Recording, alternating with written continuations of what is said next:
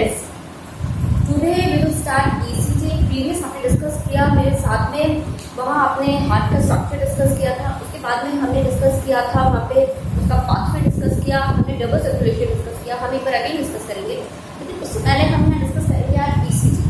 ठीक है, ईसीजी का अगर फुल नेम अगर आप देखो तो वो है इलेक्ट्रोकार्डियोग्राम, और आप उसको कहते हो इलेक्ट्रोकार्डियोग्राम। ये दोनों ही टर्म्स एक दूसरे से लिटिल बिट डिफर है।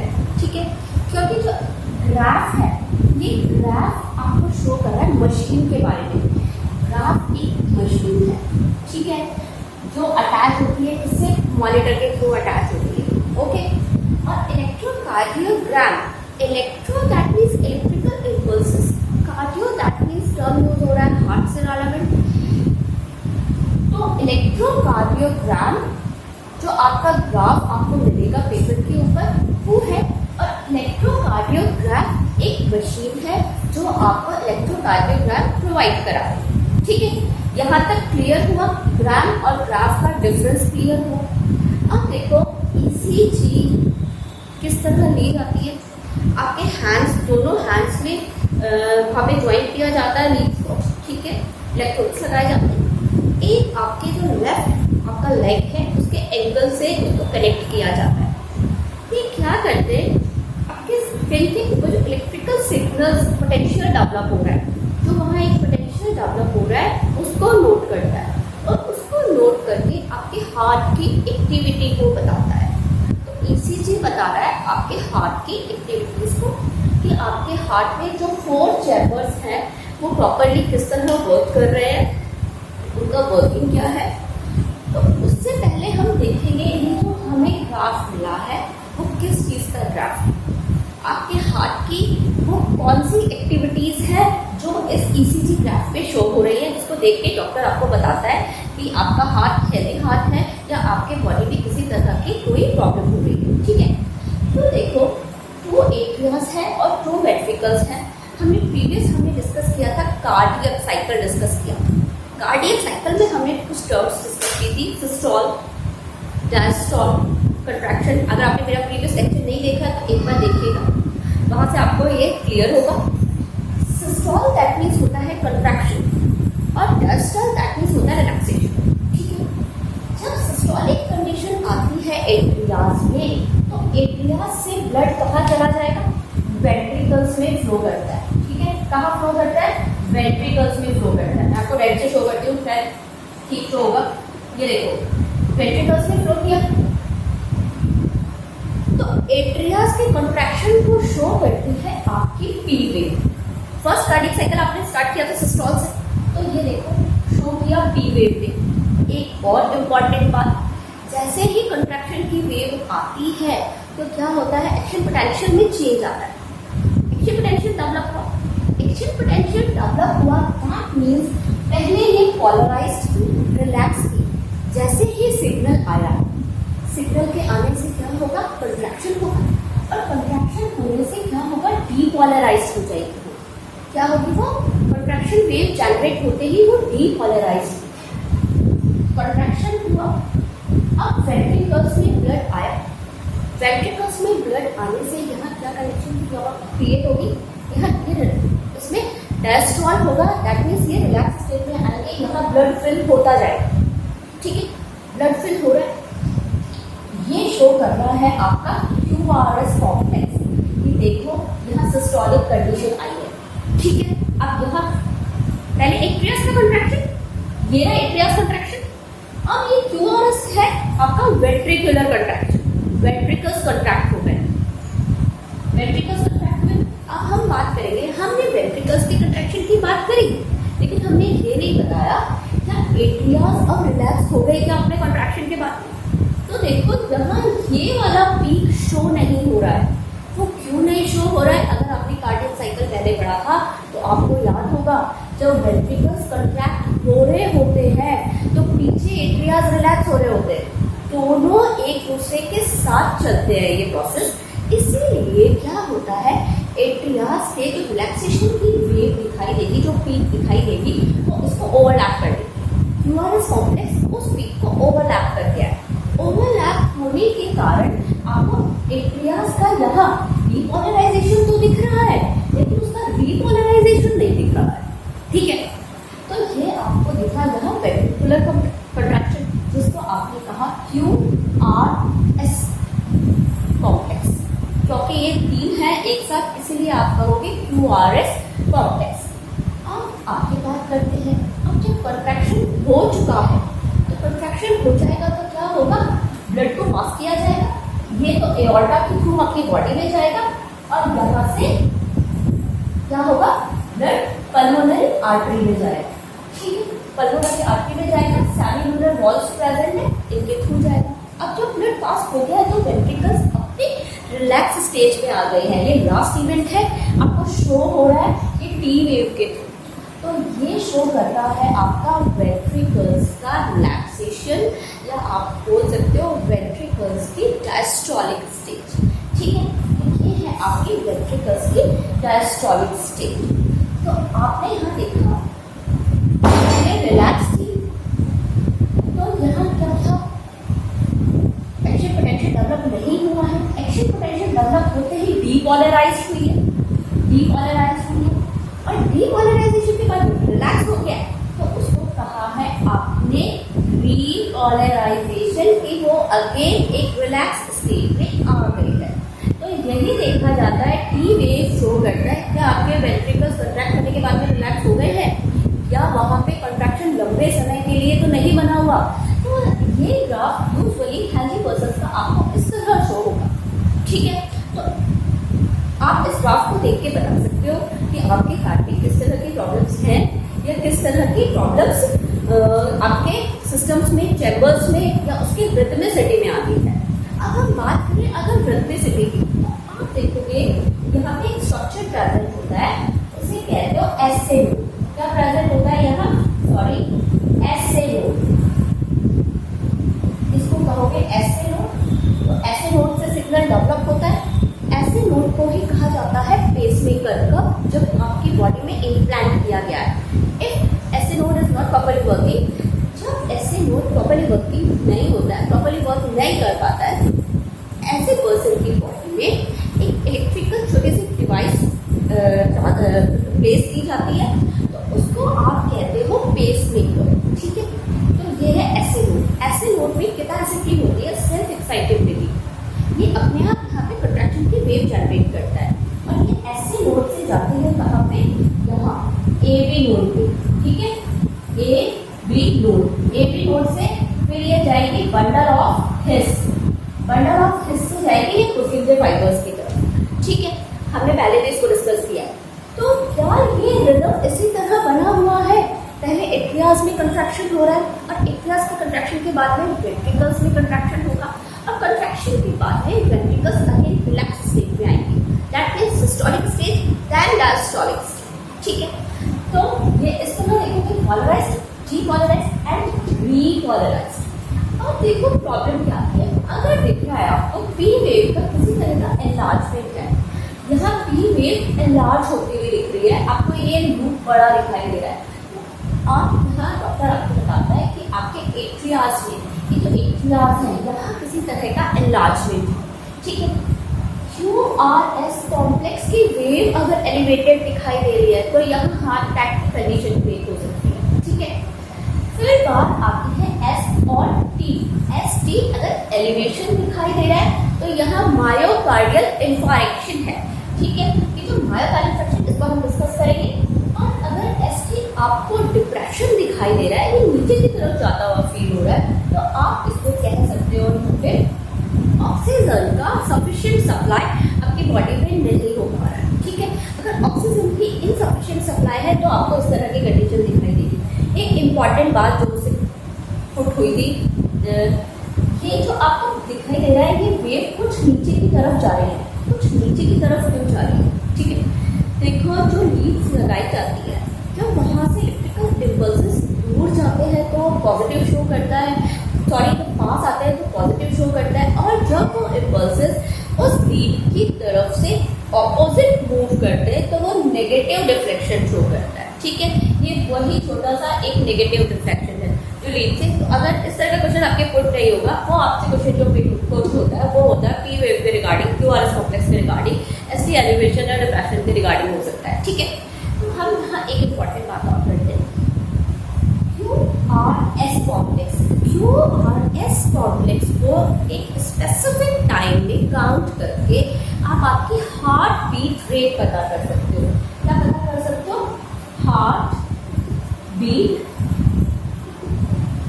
रेट, इसको काउंट करके क्यूआरएस कॉम्प्लेक्स को काउंट करो। ठीक है, एक क्यूआरएस कॉम्प्लेक्स आप काउंट करो एक स्पेसिफिक टाइम में। आपने डॉक्टर को देखा है, वो पल्स रेट चेक करता है लेकिन अपनी वॉच को देखते हुए।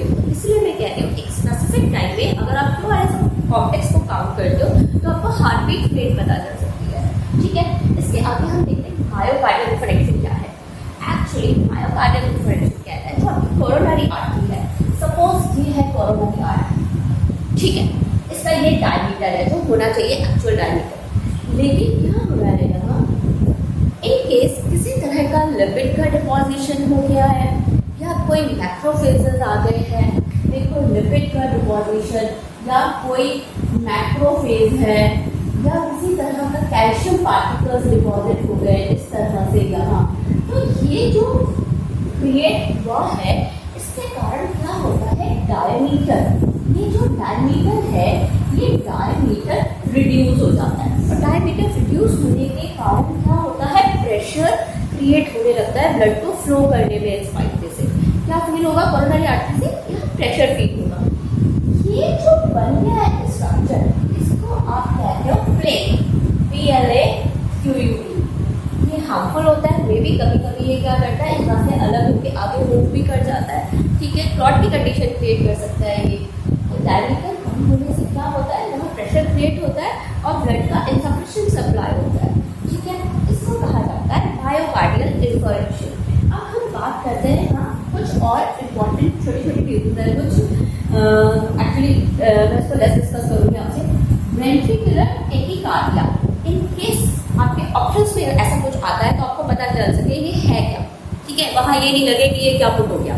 तो वेंट्रिकुलर टैकीकार्डिया, आपकी हार्ट बीट अगर फास्ट है तो उस कंडीशन को कहा जाता है वेंट्रिकुलर टैकीकार्डिया। नेक्स्ट हम डिस्कस करते हैं ventricular fibrillation. Ventricular fibrillation condition है आपकी कार्डियक अरेस्ट, दैट मीन्स आपके हार्ट अटैक की कंडीशन है। अगर किसी तरह की आपके हार्ट अटैक की कंडीशन क्रिएट होती है, क्लॉट के कारण भी हो सकती है ये। अब बात आती है ईसीजी यूज क्यों की जाती है। ईसीजी यूज की जाती है फर्स्ट थिंग रिदम क्या है, rhythm that means rhythmicity. Rhythmicity कहाँ से डेवलप हुई, ऐसे नोट से डेवलप हुई। तो ये ऐसे नोट पे जाएगी, ऐसे नोट पे जाएगी, ए बी नोट पे जाएगी, बटन ऑफ हिस पे जाएगी और उसके बाद में जाएगी परकिंजेस फाइबर्स के पास। ठीक है, परकिंजेस फाइबर, ये है रिदमिसिटी। तो क्या यही रिदमिसिटी बनी हुई है, जब यही रिदमिसिटी होगी तो क्या होगा, उसका फ्लो यही है तो क्या होगा, पहले एट्रियास कंट्रैक्ट होंगे, वेंट्रिकल्स कंट्रैक्शन होंगे, वेंट्रिकल्स कंट्रैक्ट के साथ साथ पीछे एट्रियास रिलैक्स हो जाएंगे। उसके बाद में जब ब्लड को फ्लो किया जाएगा उसके बाद में वेंट्रिकुलर्स अगेन रिलैक्स स्टेट में आ गए, डायस्टोलिक कंडीशन में आ गए। इसको चेक किया जाता है ईसीजी के थ्रू। सेकेंड थिंग, फिर चेक किया जाता है रेट को, हार्ट बीट रेट क्या है, इसको काउंट करके आपने देखा तो हार्ट बीट हम पता कर सकते हैं। अभी हमने डिस्कस किया क्यूआरएस कॉम्प्लेक्स, तो हार्ट बीट रेट पता कर सकते हैं। ईसीजी को काउंट करके आप देख सकते हो कि चैम्बर्स, जो 4 चैम्बर्स है, इनकी पोजीशन क्या है, इनका साइज क्या है। ये देखो, साइज ऑफ चैम्बर्स पता कर सकते हो, पोजीशन ऑफ चैम्बर्स पता कर सकते हो।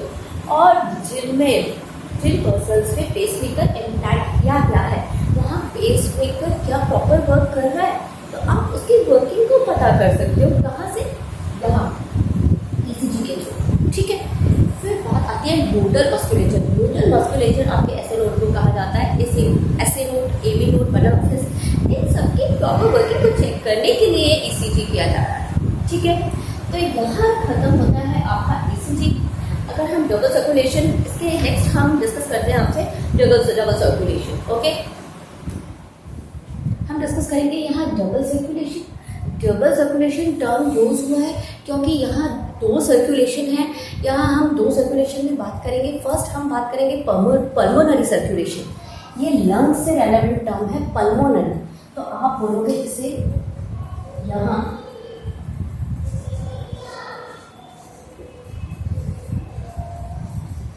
पल्मोनरी, और सेकंड टर्म यूज होगी यहाँ सिस्टेमिक। ओके, पल्मोनरी, ठीक है। पल्मोनरी टर्म यहाँ पे लंग्स से रेलेवेंट है, तो यहाँ देखो फर्स्ट ये बात करेगा लंग्स की। तो आप याद रखो, पहले हमें बात करना है यहाँ पल्मोनरी आर्टरी की, जिसमें क्या है, डीऑक्सीजनेटेड ब्लड है, जिसके पास में कार्बन डाइऑक्साइड है। तो ये ब्लड इसने यहाँ राइट वेंट्रिकल से लिया और किसको दिया, लंग्स को दिया, ठीक है। किसके लिए, ऑक्सीजनेशन के लिए। ऑक्सीजनेटेड ब्लड यहाँ से पल्मोनरी वेन ने लिया, जो कितनी है, 4 पल्मोनरी वेन्स प्रेजेंट है, और वेन्स ने लेके दे दिया लेफ्ट एट्रिया को, ठीक है। इतनी बात आप करते हो किसमें, पल्मोनरी सर्कुलेशन में, ठीक है। याद रखना बहुत इजी है। आप देखोगे कहाँ से स्टार्ट करना है, तो कहाँ से स्टार्ट करना है आपको राइट वेंट्रिकल से स्टार्ट करना है, और किसके साथ में, पल्मोनरी आर्टरी। ये जो आर्टरी है, ये पल्मोनरी आर्टरी है, जो क्या लेके जा रही है, यहाँ पे डीऑक्सीजनेटेड ब्लड लेके जा रही है ऑक्सीजन के लिए, ठीक है। और पल्मोनरी वेन ने ऑक्सीजनेटेड लिया और लेफ्ट एट्रिया को दे दिया। इतनी बात आती है आपके पल्मोनरी सर्कुलेशन में, ठीक है। सेकंड हम बात करेंगे यहाँ सिस्टेमिक सर्कुलेशन। सिस्टेमिक सर्कुलेशन में है, सिस्टम्स को ब्लड दिया जाएगा। सिस्टम्स को ब्लड कौन देगा, सबसे बड़ी आर्टरी आपकी कौन सी है, एओर्टा, जो यहाँ लेफ्ट वेंट्रिकल से निकलेगी और यहाँ पूरी बॉडी को ब्लड सप्लाई करेगी, ठीक है। तो इसको आपने कहा एओर्टा, ओके। ये है लेफ्ट वेंट्रिकल, क्योंकि यहाँ ऑक्सीजनेटेड ब्लड प्रेजेंट है, जिसके पास में ऑक्सीजन प्रेजेंट है, ठीक है। अब ये बॉडी को दिया, सबसे बड़ी आर्टरी है एओर्टा। एओर्टा यहाँ पे आगे जाके क्या होगी, ब्रांच्ड होगी, और क्या बनाएगी, आर्टरीज बनाएगी, आर्ट्रियोल्स बनाएगी, यहाँ डेवलप हुआ, एटलीस्ट बनेगी लास्ट में यहाँ कैपिलरीज डेवलप होगी, छोटी छोटी यहाँ हम देखेंगे, तो यहाँ कैपिलरीज डेवलप होती हैं। इन कैपिलरीज के थ्रू ही ऑक्सीजन को टिश्यूज को दे दिया जाएगा, और कैपिलरीज के थ्रू ही वहाँ पे कार्बन डाइऑक्साइड को लिया जाएगा, और जैसे ही कार्बन डाइऑक्साइड को लिया जाएगा, ये किस में कन्वर्ट हो गई है, वेन्स में कन्वर्ट हो गई है, यहाँ वेन्स डेवलप हो गई है, ठीक है। अब यहाँ शुरू में क्या बनेंगी, वेन्यूल्स, वेन्यूल्स से वेन्स, और उसके बाद में सबसे बड़ी वेन्स, जिन्हें आप बोलते हो वेना कावा, ठीक है। 2 वेना कावास है, एक सुपीरियर वेना कावा, एक inferior vena cava. Superior vena cava है आपके हेड से ले जाएगी, आपके नेक से ले जाएगी, और आपके अपर लिम्ब से ले जाएगी। Inferior vena cava of course जो रिमेनिंग बॉडी पार्ट्स हैं वो वहाँ से ब्लड लेके जाएगी, और किसको देगी, यहाँ देखिए ये आया, बॉडी में आया, वेना कावा ने उठाया, और वेना कावा ने लेके किसको दिया, राइट एट्रिया को दिया। राइट एट्रिया से आएगा राइट वेंट्रिकल, ठीक है। और फिर आपने देखा था ये पल्मोनरी का पार्ट है, जो लंग्स के पास में जाएगी वो पल्मोनरी का पार्ट है, ठीक है। अब बात आती है यहाँ वेन्स ने लिया, और वेन्स ने लेके किसको दिया, राइट एट्रिया को। ये बात, इतनी बात जो आपको दिख रही है, ये है सिस्टेमिक सर्कुलेशन में। सिस्टेमिक सर्कुलेशन में आपने बात करी है किसकी, मैं डिनोट करती हूँ। फर्स्ट आपने एओर्टा की बात करी थी सिस्टेमिक सर्कुलेशन में, और सेकंड आपने वेना कावा की बात करी थी, किसमें, डबल सर्कुलेशन में, सिस्टेमिक सर्कुलेशन में। दोनों को मिला के आप कहोगे डबल सर्कुलेशन, ठीक है। सिस्टम्स को लिया ब्लड, सिस्टम्स को दिया ब्लड है, और सिस्टम से लिया है ब्लड, ये सिस्टेमिक सर्कुलेशन। लंग्स को ब्लड दिया है और लंग्स से ब्लड लिया है, ये आता है आपका पल्मोनरी सर्कुलेशन में। यहाँ तक ये बात क्लियर। अब देखो यहाँ एक यूनिक वेस्कुलर सिस्टम और काम कर रहा है, जो कहाँ काम कर रहा है, यहाँ इंटेस्टाइन और लीवर के बीच। ये इंटेस्टाइन और ये आपका लीवर, यहाँ पे काम करता है हेपेटिक पोर्टल सिस्टम, और ये है आपकी हेपेटिक